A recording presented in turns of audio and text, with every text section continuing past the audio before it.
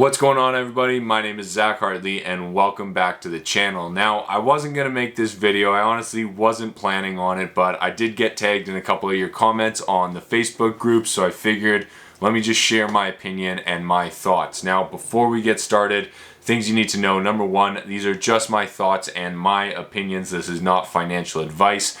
I really do like this company, but I'm disappointed with how they have performed over the last few years. And unfortunately, this video is kind of along that trend. So this will not be a very positive video, but it is my honest opinion. I figure I owe that much to you guys. And so thank you so much for watching. Let's dive right in. Okay, so what has happened recently? Well, there has been a lot of things that have happened just in the last 2 weeks, and nothing before that really happened for a few months. And so number one, DDC announced a merger of equals with a company called Volus Aerospace Corporation. We're going to dive into that. We're also going to dive into the financial results that they released just a few days after that major piece of news. And then the most recent piece of news that they just released is that they're working on a drone nesting station. It's a collaboration with Volus Aerospace, and we're going to dive in to what that collaboration actually is. So this is what you can expect in this video. First of all, though, let's jump into this merger. Here was the press release that went out. I highly suggest you open this up, you read through the entire thing, and you kind of make up your own opinion, because I'm going to pick and choose the pieces that really stuck out to me. Now, here is a summary of what is happening here. Basically, they're combining the two companies and saying that they're a 50-50 merger of equals. It kind of breaks down how they're structuring it and what they need in order to actually execute this transaction. But what really stuck out to me was the rationale. How did these two companies decide that they were better off together than apart? That's what I really wanted to know about and dive into. So that's where I'm going to pull some of these quotes to. First of all, here, this is a quote from DDC that say, "It is expected that the combined company will be able to achieve material cost synergies to support near-term profitability." If you've been in the business world for any amount of time, you can probably understand that that probably means cutting labor, cutting jobs, reducing the headcount, material cost synergies to support near-term profitability. They're looking for cost synergies, which basically means replacing the HR department at one company, replacing the marketing department at one company, replacing the investor relations department at one company, and combining that company together and reducing the overhead cost. They're doing this to enhance the margin profile as its revenue profile continues to grow. Basically, what they're saying here is that they're going to save money by joining forces. In my opinion, that is not a good rationale to join two companies together, because you could say that about any business in the world. You could say that about a ketchup company and a technology company. You could say that about anything. You're going to obviously have synergies by replacing all of those overhead departments anytime you combine two companies. So this piece of rationale makes no sense to me. I don't see it as a good piece of rationale, and it doesn't hold much weight in my eyes. Next one here is that it says, "We were initially attracted to the Volus' strong reputation in the industry, admirable fiscal management through a challenging capital markets environment, and vision towards generating diversified lines of revenue." Now, I don't think I have ever heard a more fluffy reasoning in my life. They're relying on reputation, and they know that this company loses millions of dollars a year. So I don't know what necessary reputation that they're really relying on there. But this is a small company. This isn't a massive company. They're not Apple. They don't have a massive brand or reputation. So that doesn't make sense to me. Admirable fiscal management through a challenging capital markets environment. You should not be attracted to another company because they are fiscally responsible. You should just become fiscally responsible yourself. So this, again, has no weight to me, doesn't make any sense, and it's not a good reason to combine two companies together. You should just be fiscally responsible to begin with. You shouldn't have to combine with another company to achieve that. It makes absolutely no sense. And then their vision towards generating diversified lines of revenue. The problem with Drone Delivery Canada for the last 3 years is that they have too many diversified lines of revenue. They have 3 or 4 different types of drones. They're doing 10 different projects, and they're not focusing on the low-hanging fruit and something that they can actually scale up and run with. And so This, again, makes absolutely no sense. You also shouldn't be partnering with a company because of their vision towards generating diversified lines of revenue. You should just have that yourself. You can come up with the vision and a goal and a strategy to build diversified lines of revenue. You do not need to combine with another company to achieve that. So again, this entire basically paragraph here just felt like absolute complete fluff. Thirdly here, the reasoning or the rationale was greater access to new geographies and sectors. This again makes absolutely no sense. We are partnered with Air Canada, a company that operates internationally. This should not be a problem for Drone Delivery Canada. We are also operating in multiple different jurisdictions all over the place. And what comes to mind here is let's figure out how to run this business at home, close by, where we can control all of the variables first before we really start to expand into different geographies all over the world. Like it doesn't make sense. The company did $100,000 in the last quarter. I can do that with my side hustle in a quarter. And these guys want to go international to different geographies. It makes absolutely no business sense from a strategy perspective. Next one here. Combined company anticipated to be cash flow neutral by the fourth quarter of 2024 and accelerate achievement of profitability goals in 2025 through a combination of immediate cost synergies and identified revenue opportunities. If this company is cash flow neutral by the fourth quarter of 2024, I will buy back in. But I do not see that happening. Both of these companies are losing millions and millions of dollars per year, and all of a sudden, with this combination, they're going to be cash flow neutral. When this transaction isn't even going to go through until the third quarter of 2024, they're saying that by the fourth quarter of 2024, they're going to be cash flow neutral. I personally think that is an outright lie to investors, and I would be absolutely blown away if this actually came true, unless on day one they walk in and cut half of each company. Like, that would be the only way to do it. So I don't know. The whole rationale behind this transaction makes absolutely no sense to me. None of the points that they have listed are like, oh, okay, that makes a lot of business sense from a strategy perspective. You have value here where I have a weakness. You have a weakness here where I have value. Let's combine and be a stronger entity altogether. I don't see any of that in the rationale here. And so I think it's super, super disappointing. Now, when it comes to this decision, the interesting thing is that 62% of the issued and outstanding Volus shares have already basically agreed to this agreement. But with regards to Drone Delivery Canada, it's under 1%. And so this decision is more than likely going to come down to Drone Delivery Canada shareholders, and that is going to happen at a special meeting of shareholders in Q3 of 2024.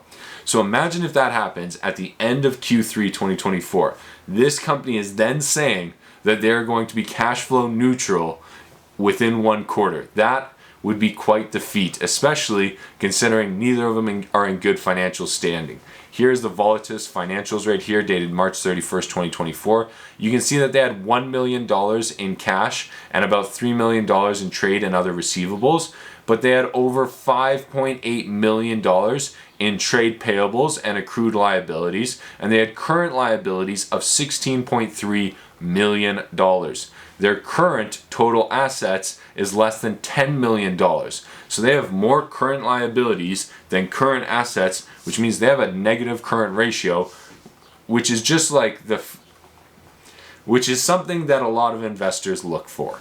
And so not a super healthy balance sheet here. I do think they have raised some money recently. They also announced that they're raising $1 million in this merger. They just kind of slipped it in at the bottom of the press release, at least on the Drone Delivery Canada side. So really, really interesting there. They also have lost $22 million in total. When it comes to their revenue, there's a couple of things I want to point out. Number one, revenue is declining, so the company is not growing on the 3-month quarter year over year. I'm going to have to do some more research and see how the other quarters look, but not a great sign here.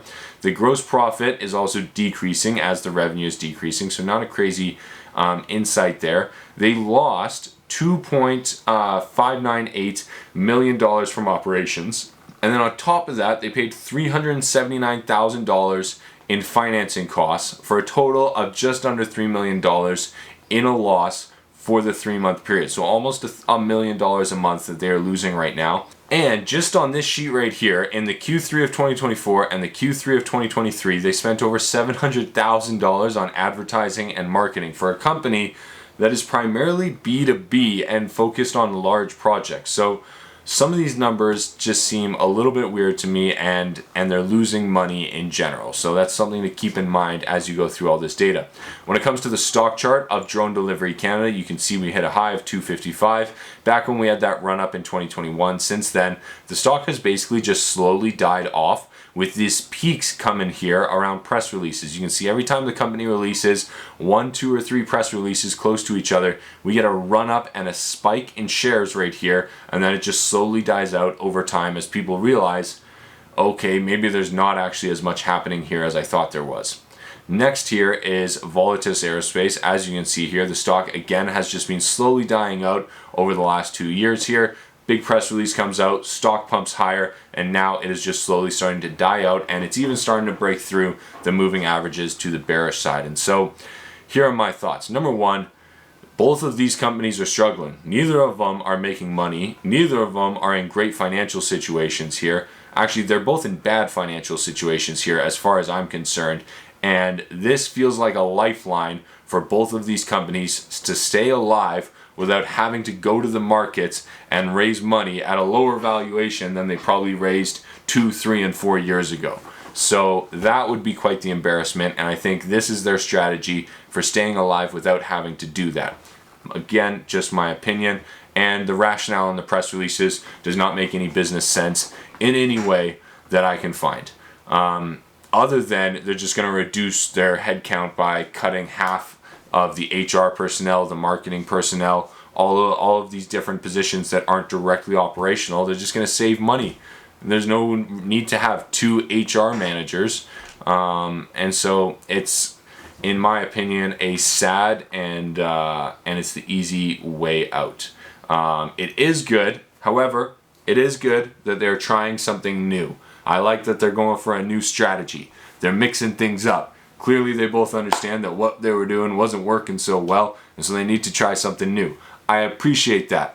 I don't think this is the right strategy to do that. I think the right strategy is to find the low-hanging fruit, specialize in it, get really good at it, find your niche market, and then expand from there. Whereas these companies, as far as I can tell, are trying to be the Walmarts of drone delivery, doing a little bit of everything, and I don't think it makes sense. Next one here. Drone Delivery Canada financials. These financials came out just a few days after the press release about the merger, and in my opinion, they're not very good.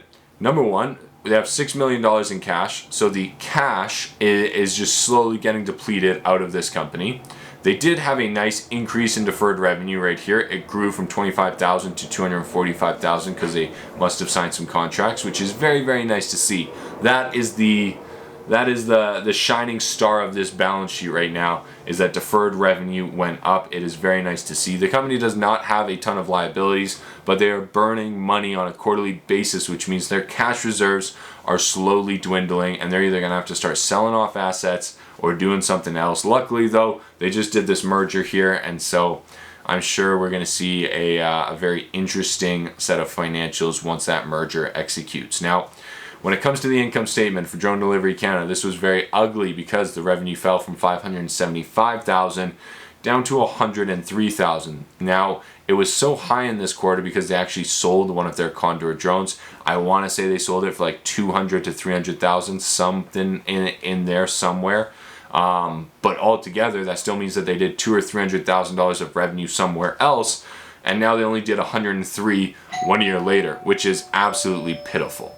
Now, altogether, the company lost about $1.8 million in the quarter, which I will give it to them, to their credit, is a lot less than they lost in the same quarter last year. Their operating expenses have definitely gone down as they have cut down on expenses, but they're still burning $1.8 million to bring in $100,000 in revenue, which again is just mind-boggling considering how long this company has been around at this point and how much money has been invested. They have lost over $100 million. That is their deficit on this balance sheet. $100 million to bring in $100,000 a quarter. It's insane. Here's a summary from the management discussion and analysis. You can see their revenue over the last 8 quarters. This was their lowest revenue that they have had in 8 quarters. You can also see that their total assets is slowly dwindling here. It's actually dwindling by about $8 million per year. So in theory here, you could say that they have roughly 1 year of runway, but it really just depends on how they manage that money and how they manage that cash. So not great financials, to be honest with you. And then lastly here, the third point that I want to make in this video, or the third topic that I want to cover in this video, was this collaboration that they just announced with Volus Aerospace, which is the company that they just merged with. And you have to kind of read into this, because it wasn't what I thought it was when I saw the title. Like, I thought they were going to collaborate on developing this drone nesting station, and it was going to be brand new, and it was going to change the game and have the latest technology. But in reality, that's not actually what's happening here. What they're doing, and maybe you have a better sense of what this means, but they're doing a collaboration to commercialize. It's not a collaboration to develop or to improve or to implement. It's a collaboration to commercialize. And in my head, that just means to like bring in more sales or to work together and kind of use each other's technology. And that would be really, really cool if the technology was super unique and proprietary and did some amazing stuff. But in reality, this thing was developed in 2022, so a few years ago. It's basically a big drum where the top rotates and the drone flies out, and it kind of protects it and can charge the battery.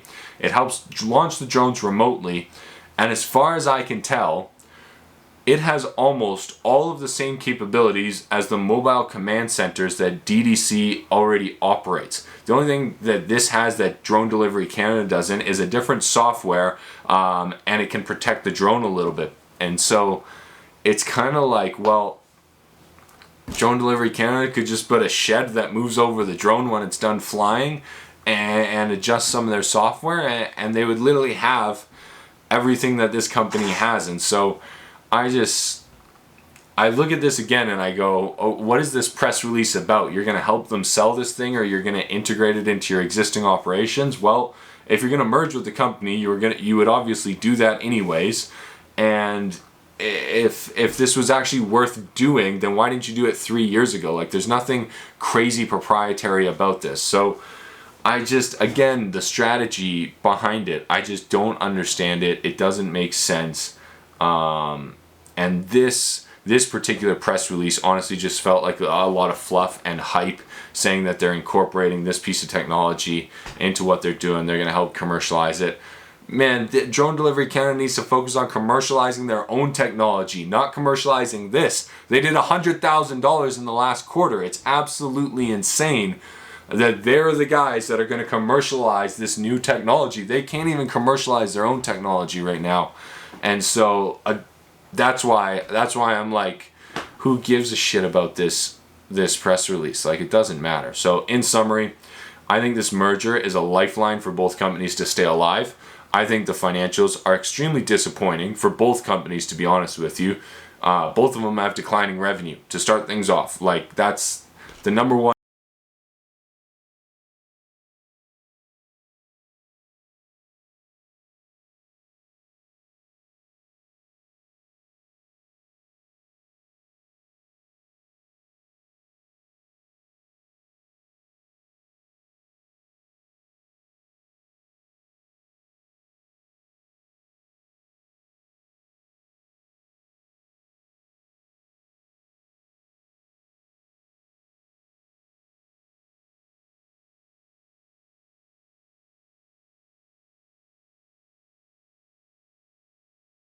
And we'll see you in the next video. Good luck trading, good luck investing, and we'll talk to you soon.